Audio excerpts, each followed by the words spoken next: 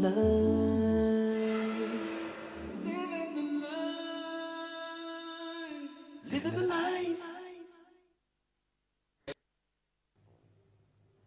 ar-Rahman ar-Rahim, Assalamu alaikum, and a very warm welcome to Living the Life on Thursday, the 5th of September, with Rahim Jang. And with Naeem Raza. Thank you very much for joining us this evening. Now, coming up on the programme, we're going to be joined by a talented young artist with a very sweet voice. Indeed, we're pleased he's with us tonight. Welcome to Living the Life, Harris J. Assalamu alaikum. Salam. Assalamu alaikum. Assalam. Looking forward to hearing you on the show tonight. Indeed, indeed. That's Looking right. forward to catching up with him. And also on the programme tonight, we'll be speaking with the brains behind this. It's one of the largest annual events in the heart of London. That's right. We're going to be finding out more with its organisers. Welcome to the show, Ahmaduddin. Assalamu alaikum, Ahmad. Walaikum salam. Fantastic. Now, Ahmad, I've actually been down to that Mela before. It's down just behind King's Cross, isn't it? That's correct, brother, yes. And it really is an event. I have to say, I went down there a couple of years ago, and I think it's getting bigger and bigger every year, if I'm not mistaken. Inshallah, it definitely is. Yeah. Inshallah. Well, we're The looking forward alternative to carnival. the alternative Hey? carnival. That's right. Well, we've got all that coming up. But first, Rio de Janeiro, speaking of carnivals, International Arts Fair is attracting creative minds from all over the Americas. Well, this year's exhibition is due to open its doors today. Here's Ashfaq Azam with a sneak preview of Art Rio 2013.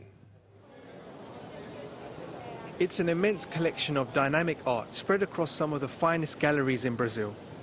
This is the third year for Art Rio, an international fair that is considered to be one of Latin America's major art gatherings. Its function is to primarily promote the production and distribution of Brazilian art. Since the first Art Rio was held in 2011, the fair has drawn over 120,000 visitors. Organisers say they expect this year to be the most successful year yet. It's thought a reduction in taxes is helping to augment the connection that Brazilian art collectors have with the rest of the world. What is interesting about the market now is that it's really opening itself to the international artists, and I think this fair and the fair of São Paulo with the reduction in the tax is really helping for local collections to be able to have a parallel between Brazilian art and international art. Art Rio features more than 100 carefully selected galleries comprised by three main focuses. Travelling to Rio de Janeiro for the first time is Simone Battisti, who works as an associate director with the Gladstone Gallery in New York. He says he and his team came to find out what's happening in the Brazilian art scene. We wanted to come to have a look, to understand what's going on in Brazil and what's the situation of collectors, curators, and we didn't do SP art in Sao Paulo, but we wanted to do Rio, because we thought that actually for our profile was better, and also with the fact that actually the fair is in September, which is a quiet time in New York. The entire show has been organised under the roof of Rio's seaside exhibition hall, Pia Mauá. Between 2010 and 2011, there was a 44% spike in the number of contemporary art galleries found in Brazil. Economic growth and reduced inflation in recent years has increased the number of local collectors and boosted the total that Brazilian collectors are spending on art. Art Rio officially opens to the general public later today and lasts until Sunday. You know, there's a sudden resurgence worldwide for art. Art's one of those things. Art and culture, every country the funny thing about art, and it is a very individual thing, isn't it? Because you and I can look at one painting and you can say, Arriva. I know. It is so beautiful. And you can think, and I look at it and just say, what's what is this rubbish? It's like that chocolate you know? last night. Your chocolate was rubbish. That was a piece of art, that was. That was not. I don't want to say what that looked like. Anyway, moving on now. Our first guest of the night has been very busy of late, preparing for an upcoming tour which will feature some of the biggest nasheed artists in the world. And he's only 16 years old, but has already been he's been signed by a well-known record label. Welcome to the show, Harris J. Assalamu alaikum. Salam. Welcome. Alaikum. Mashallah. Listen, man, you've been singing since you were 4. Yeah, I have. Where does this voice come from? Well, obviously the voice comes from Allah, but yeah, it takes a lot of training to keep it. But I haven't actually had any professional training yet. But Now, on that note of training, I mean, you're going to the Brit Arts Academy, and they've asked you to come in. Yeah, they have. The Brits is a really hard school to get into in the UK. It's a performing arts school. As people might know, prestigious names such as Adele and Amy Winehouse went to that school. Naeem Raza. Yeah, I didn't know you attended. Yeah, so people like that have gone to the school, and it was really hard to get in, but with some persisting, I mean, managed to get you've through. just started at the Brits. Right. How have you found that? I mean, first few days in there, has it been quite overwhelming? Have you been surrounded? And what's it like to be surrounded by lots and lots of other people who probably are just as talented in many respects? It's actually amazing, because the school that I went to before is probably completely the opposite of what I'm at now. So it was, at first when I got in, of course it was a shock, but I got used to it really, really quickly, and now I'm having the best time. Now, life is full of shocks because you entered just last year a competition by Awakening. Yeah. 1,000 people plus entered it, and you won. Yep. I mean, been that something. must have been not just a shock, but your parents must be very proud, mashallah. That was a shock. Yeah, I entered the competition, and of course I didn't think I was going to get anywhere with it. I just entered it for fun, really. As the stages kept going on, I kept getting closer and closer to the top spot, and I was beginning to take it more seriously. Well, look, I followed that competition, and I don't know what you've got ready for us tonight, because I want to hear you singing. And I love the first track you did, which was Something Inside So Strong. Yeah. But maybe you've got something else ready. No, but can we I think just I've got something give else people an ready. idea, because the next stage of your life is a big one. It is. I mean, you're going on a massive 12-city tour. We're going to talk about that in a minute. But let's just let people know, get an idea of what they're going to be listening to if they come to that tour. Okay, so which one do you want? Something I'd like that one, but... No, what would you like to sing? What are you up to? Okay, this song is, I've changed the meaning a bit just to suit people going away and missing their family. Okay. So, alright, Bismillah. I got my ticket for the long way round, 2 bottle water for the way, and I sure would like some sweet company, and I'm leaving tomorrow, what do you say? When I'm gone, when I'm gone, you're gonna miss me when I'm gone. You're gonna miss me by my head, you're gonna miss me everywhere. You sure I'm gonna miss me when I'm gone. I mean, that's what I sound like in the shower. I'll tell you, that's fantastic. Absolutely Now, look, beautiful. this 12-city tour coming up, not only is it Awakening, but, you know, you're singing with the man who is probably at the top of his game at the moment. He is, Hey, Maher Zain. Maher Zain. I mean, Yep. you're a supporting act. I mean, how does that feel at such an early stage of your career? He's amazing. He's an amazing guy. I actually didn't find out about him till about a year ago. But as soon as I found out, as soon as I heard his music, I said, this is different. The usual nasheed artists, I like them as well. But as soon as I heard it, it was amazing to listen to, and really emotional music as well. He brings. I mean, you've had a chance to meet with Maher now that you're with Awakenings. What was it like meeting him, getting to know him, and how are you feeling about, you know, going on tour with him and spending all that time on this Awakening tour with, of course, Human Appeal, and trying to raise money for good causes, 12 cities all around the UK? Yeah, I met Maher a couple of months ago, and I spent a couple of days with him. He's a really down-to-earth guy, and it was really nice just to hang out with him. Went to the gym a couple of times. He hurt me a lot.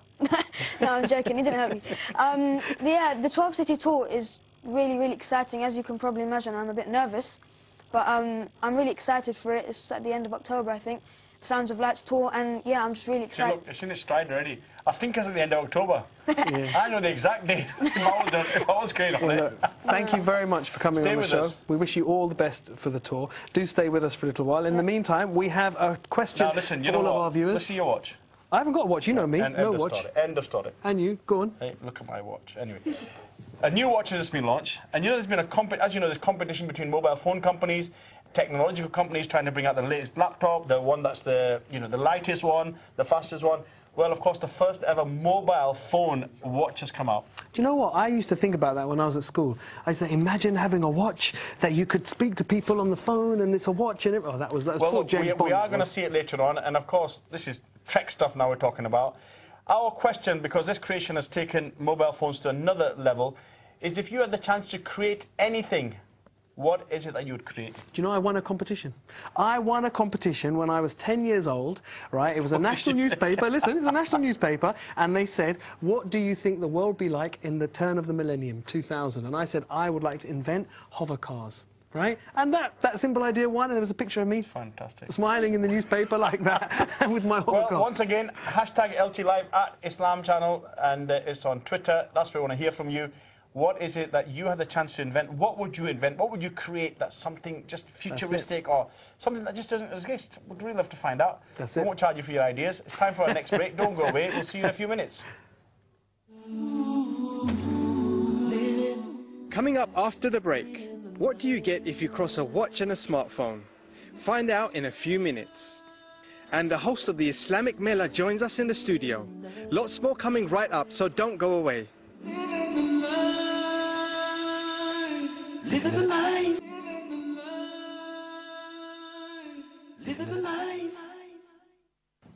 Phone. Assalamu alaikum and welcome back to Living the Life. Now, still with us on the sofa, we have our young nasheed artist, Harris J. And we're asking you our Twitter question today, and that's all about technology, something that viewers of Islam Channel, viewers of Living Life know I have no time for whatsoever. Hover cars. I did win a competition about inventing hover cars. I didn't invent any. But we're asking you today, what is it that you would like to invent? Something in the future, because we just heard news of a James Bond phone watch. A phone watch. We're going to be hearing about that in a Let me minute. just take some of the... What would you invent? What would you like to invent? An iPad that works. Do you know what? Listen, I'm going to share my invention now. I have actually got an invention. I'm going to share this. I'm hoping that one of our viewers will do this and make millions and remember me in their will. I came up with this years ago. What do you always lose every time you're in the TV room? What can't you find in the TV room? Remote control. Remote control. Put a little button on the TV that you press. Beep, beep, beep, beep, beep, beep, beep. The remote control goes off. What about creating a remote control that can find the remote control? Now then, we've got, let's read a couple of... Amina Bhatti, she's a robot-like machine that can help you do no wrong. Well, that's called your conscience. Yeah, I think so. Yeah. We've got oh, this is an interesting one. We've got one here from Samia Manish. She's a machine that would record the lectures from my lessons at university while I'm away. yeah, that's called a mobile phone. I love it. What about our guest? It's called a good friend. What would you like to invent?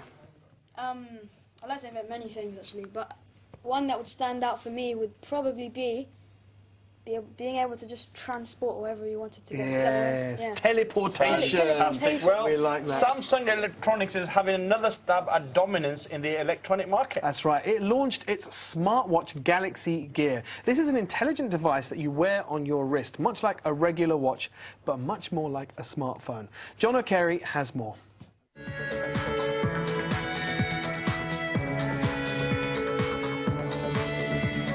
The idea is to connect your body to data and us to the world.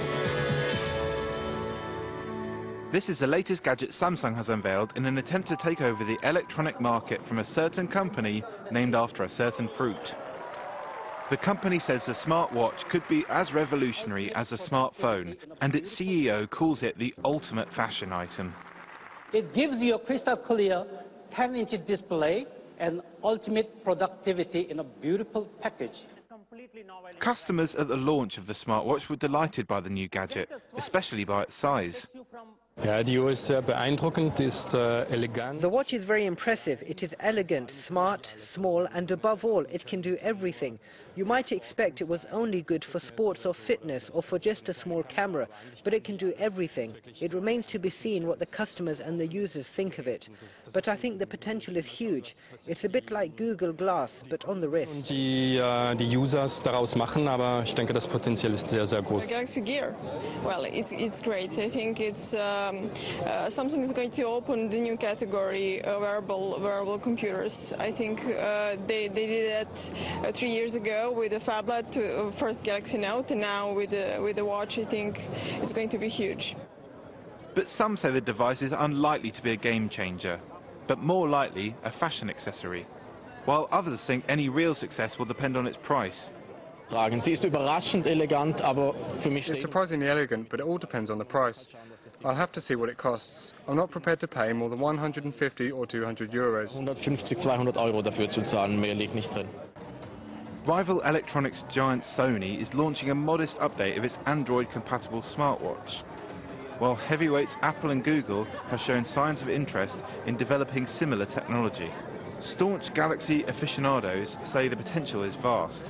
The market for wearable devices such as smartwatches and digital eyewear could be worth over £30 billion by 2017. Wearable devices, the argument goes, could take over many of the more cumbersome functions of a smartphone, while adding functions we can so far only dream of.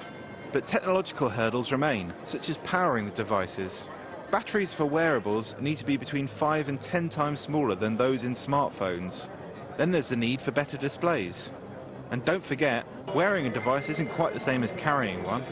For one thing, it has to be stylish, and style is sometimes exclusive.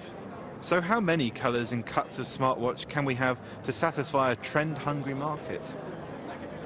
Do you know what? Nah. You know what? Not for me. It is the future. And you know, I tell you one of the reasons I don't like technology, and I don't want to sound arrogant here. Technology hasn't quite with me.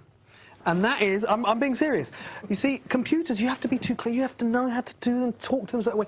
I'm waiting for technology like that understands me. Do you know what? There's just certain things. I mean, the phone I can handle. You know, watch. I'm not really into that. Have you seen those? You know, the cars. Google Glass. Have you seen Google Glass? Yeah, You I'm like not them? into that either. I thought you liked them. Do you know also cars, the ones that stop when they stop at the traffic lights to conserve energy? I'm not into that because brilliant. it loses the whole essence of driving, man. Save petrol, yeah. Oh, John, yeah. Okay, look, Anyway, moving on to our second guest of the night, has for a number of years been organising the annual Islamic Mela event in the heart of London. That's right. King's Cross Cromer Street is filled with thousands of visitors every year, all enjoying a fantastic day out. Now, we're joined by the man behind it all. Welcome to the show, Ahmaduddin. Assalamu alaikum. Fantastic. Welcome, welcome. Now, you're in your 7th year. That's right. Wow. We still are like a child. 7 is a small number. I mean, it's not an event, unfortunately, that's spoken about a lot, as big as it might be. So 7 years down the line, you might be right, you're still growing, mashallah. What it is we started off small, and we're aiming every year to outdo the next year. So, alhamdulillah, every year, one of the things unique about Islamic Mela is we try to do something different every year. So every year we try not to maintain the same status. Try to. So you're a bit like Samsung, bringing out a new watch and new phone and all the rest of it, or Apple for that matter, or whatever. I mean, I went down a couple of years ago. I was very, very impressed. Cromer Street, the whole of the street was closed off. There was all sorts of attractions and drama workshops and sales things, all the type of stuff you'd expect. I mean, of course, the weather probably has a lot to play on how successful the event is. You've just mentioned every year you want to get bigger and bigger and better.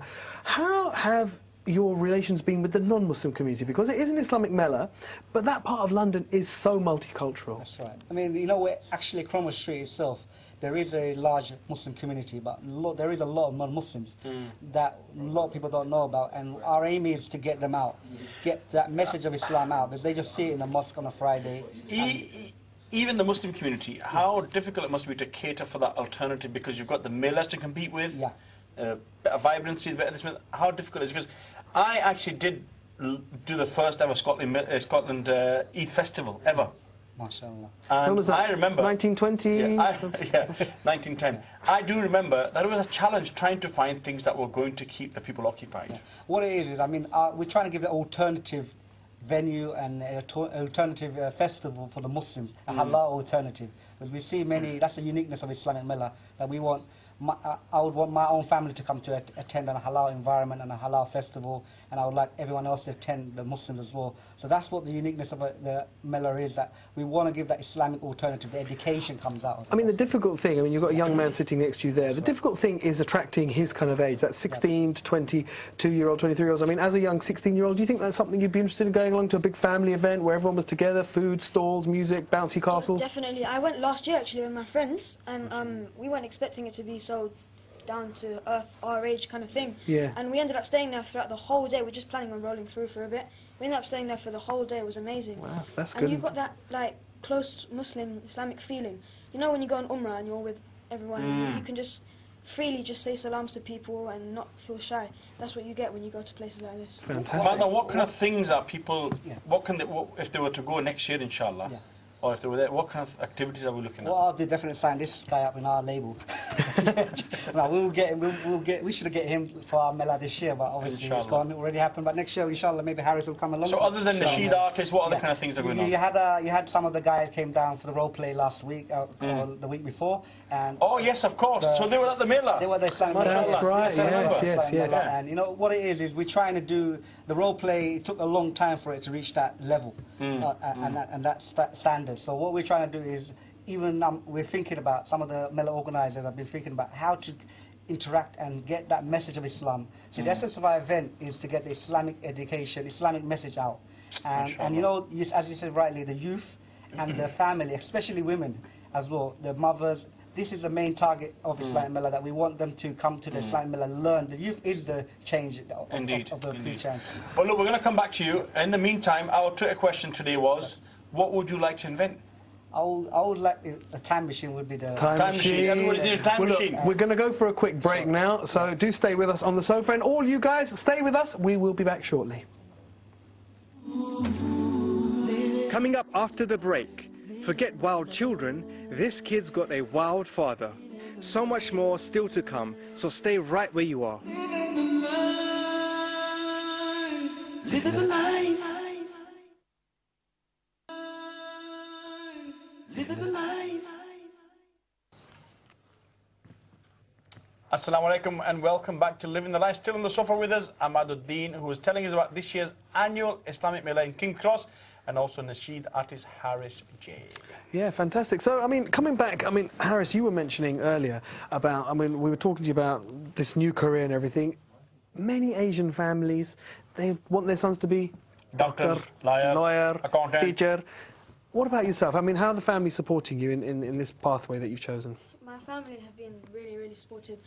All my friends, as you say, their parents will expect them to be doctors or lawyers or things like that. So I was really expecting my parents to do the same, but they were really supportive. And even my cousins and my brothers and sisters, my cousins, they were really supportive throughout the competition. Habiba, she messaged all of her friends around the school, cousins like that, and so everyone was really helpful.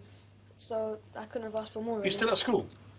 I am. I've just started. Yeah, I've just started a new school actually. A new school. And how are you balancing school with a career?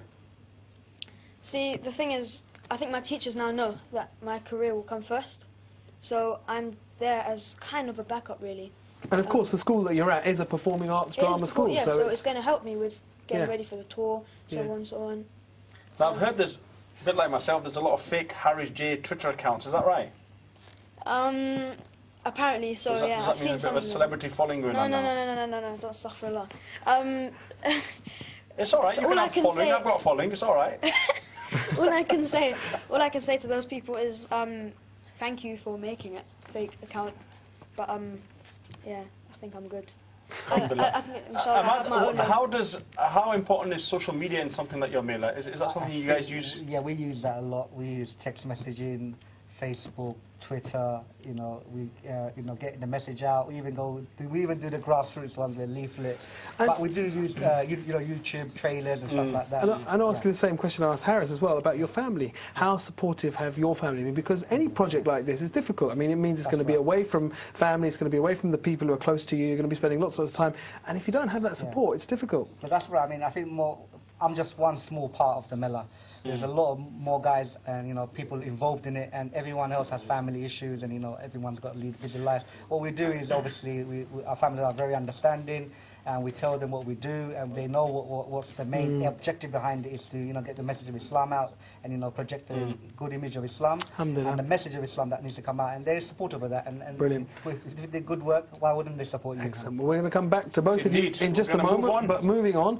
He's not quite a super dad, but he's definitely not your average dad. Now, our next story is about a gentleman from China who's come to be known as Eagle Dad. He's also sparked a bit of controversy across the world with his own brand of discipline, as Layla Ogdil explains. This is 5-year-old Duo, whose real name is He Yid. He is set to become the youngest person to fly a plane, and this comes to no surprise to anyone who knows Duo's father. He calls himself Eagle Dad and has promoted his own brand of tough parenting that he hopes will prepare his son for what he says is a cruel world. Last Saturday, He Lansing sent his 5-year-old son flying in a light aircraft.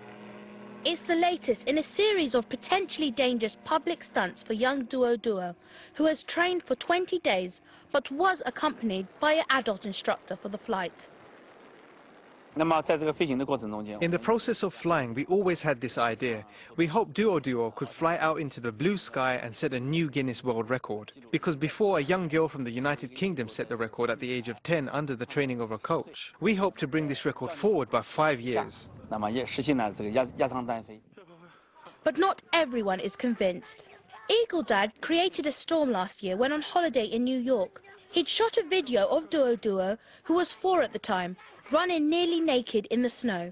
The video went viral on the internet, leading to talk about whether he was teaching toughness or being abusive. But He Lansing, who's written his own book on parenting, defends his philosophy.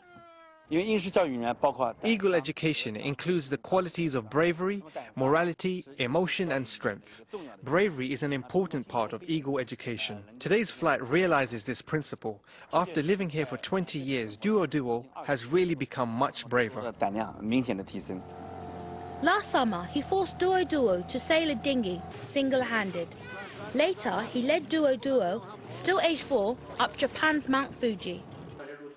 Experts say his parenting style risks leaving lasting scars. At different stages, a child's development and physical characteristics have their own laws of maturity and what they can withstand. So people should respect these laws of development, and they shouldn't say, I think the child should be like this, and therefore I will educate him or her accordingly. Doing this is very likely to harm the child in the name of love.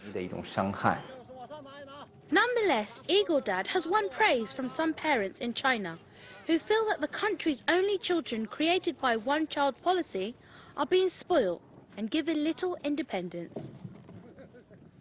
Wow. I'll tell you what, if they make too much noise at the dinner table... That must be a difficult win. Off in the middle of the Atlantic, please. Wow. Amat, you got children. That's right, yeah. Is that the kind of thing you're going to start bringing them up in? I'll probably get the child protection. Push them down to the Thames. That's it. We want to bring them up with Islamic knowledge of Islam and the way the Prophet ﷺ raised children. So this is the way we should be. I mean, what that article showed us actually, I mean, although it was quite unusual, it showed us a dad who's really involved with his kids, didn't it? I mean, basically he's involved, the kids are involved. Irrespective of how dangerous it is, but there's nothing wrong with it. No, I mean, that's definitely, we should be involved with the kids. Yeah. You know, we need to be involved and ask questions, ask them how the school is, you know, and find out about it. Spend time with them, be their best friend. Yeah. And then they will be more open and maybe more loving to them. Now, how does look talking about danger? One of the tour that you're going on, it's called The Sounds of Light, and Awakenings, obviously the record label you're traveling with. Human Appeal is a charity. Now, one of the things that they're raising money for is Syria. Dangerous situation at the moment, and obviously it's heartbreaking. But from an artist's point of view, how excited do you feel, or what do you feel the fact that you will be performing and that's going to help to raise money for a cause that's close to everybody's heart at the moment? It feels amazing to know that I'm going to use my talent to bring something good to the people who actually need it at the moment. Fair enough, singing is enjoyable, but I'm going to have that feeling in my heart knowing that I'm helping people at the same time, which is just amazing to know. The videos that I've seen of Syria are just... Yeah, it's despicable. appalling, isn't it? And everything, I'm not one of those people who usually passes texts around to everyone, but every time I've seen a video to do with Syria, I just have to. My heart doesn't let me not spread it around. It's disgusting. I mean, it is a big tour, 12 cities. And you mentioned to yourself that you were a little bit nervous. You must be also a bit excited. I mean, England, Ireland, Scotland, Wales, all over the country. Yeah, that's why I'm really, really excited. From what I've done so far, I know that I love travelling, so it's going to be really exciting. Is there any one city that you're really looking forward to? Pardon me? Any one city that you're really looking forward to? I know you want me to say Glasgow. Yes! Come on! Love it! I'm going to have to say Dublin. Yeah, I love Dublin. Dublin is beautiful. That is beautiful. Did you know Dublin's the fastest growing city in the world? Is it? It's always Dublin. Come on! It's always Dublin. So Glasgow and Dublin are really... And what about performing in London, because that's home for you, isn't it? Yeah, that's where probably my friends and my family are going to come, so that's going to be even Is that the more nerve-wracking one, that one, yeah. knowing that they'll be sitting watching? Yeah, so I think I'm lost. Well, listen, stay with us, inshallah, because we are going over, inshallah, for our next break, which includes the Maghrib Adhan, inshallah. So we will see you in a few minutes.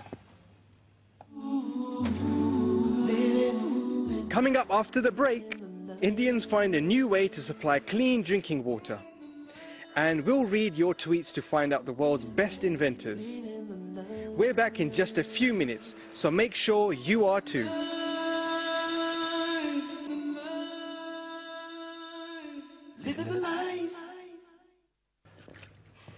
Assalamu alaikum. Welcome back. Welcome back. Now, if you're wondering why we're showing you a pool of water, it is, of course, World Water Week. And it's a time when we're supposed to be remembering just how difficult it is for many people around the world to find water, to access water. I know myself.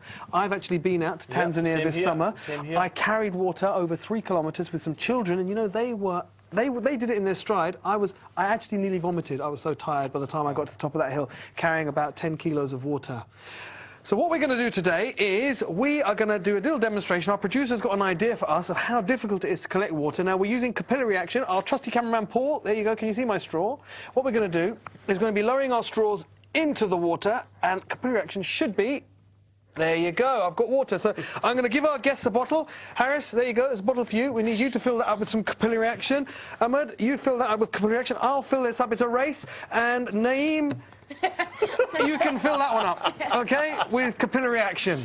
Okay? Okay. So are we ready? Nice and fair. Now, we are going to be going to a feature in a while. You've got a head start. I've got a huge box. Do you know what to do, guys? Come on, put it in. Now, while we're not coming on. now trying to fill these bottles up, we're going to go to our next feature very, very shortly. That's right. Now, I've got a lot more to fill in than more of these guys. Look, one state in India has found a new and innovative way to supply its residents with clean drinking water. And as Francis Legg explains, it's easy as ABC, or should we say ATM? Kanakapura town in the Indian south has an initiative that residents hail as life-saving. The installation of water purifiers on the lines of ATM machines means people can now get clean water for only 1 rupee. That's less than 1 pence. The initiative came after the fall in the groundwater level following a drought that hit the town last year. People can now get up to 10 litres of drinking water for 1 rupee. Our children and family are benefiting. Earlier, we used to often fall sick and the doctor's facility wasn't good. Now all of us drink this pure water only and the health is better. We urge everyone to drink this pure water. It is very helpful. The water ATMs were launched almost 9 months ago by a local councillor named Shiva Kumar.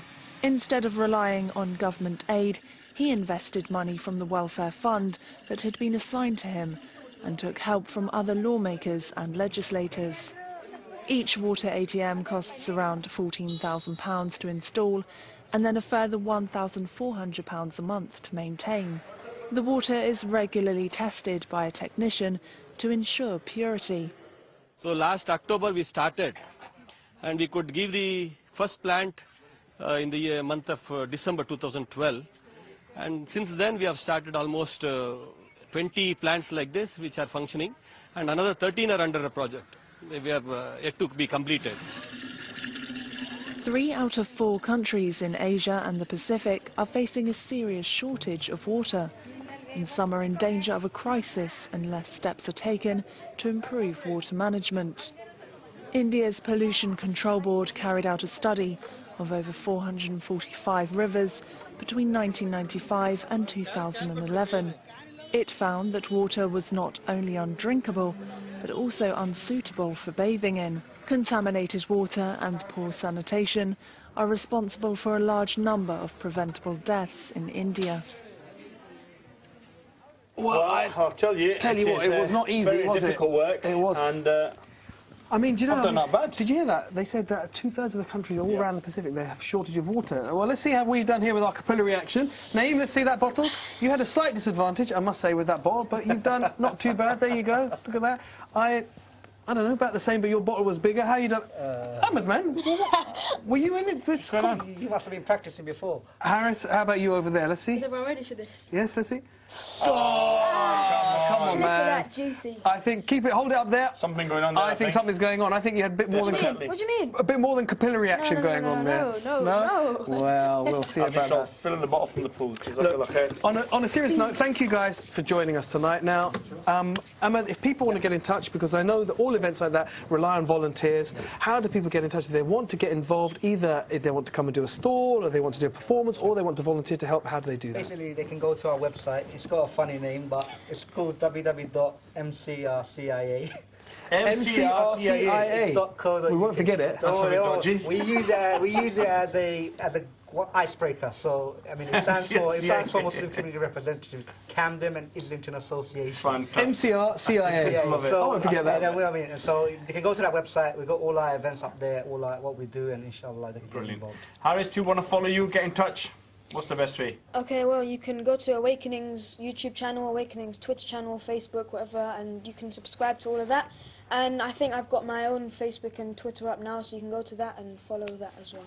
Fantastic. Well, Jazakallah khair to both of you guys for being with us. Good luck for your future. Good luck on the tour, inshallah. Inshallah. Unfortunately, that's it. Brings us to the end of today's Living the Life. A big thank you to our guests, Haris J and Amaduddin. Living the Life is, of course, back next Monday at 7 p.m. Until then, have a blessed Jummah, a fantastic weekend. But for now, from myself, Raheem. From myself, Naeem. Assalamu alaikum wa rahmatullahi wa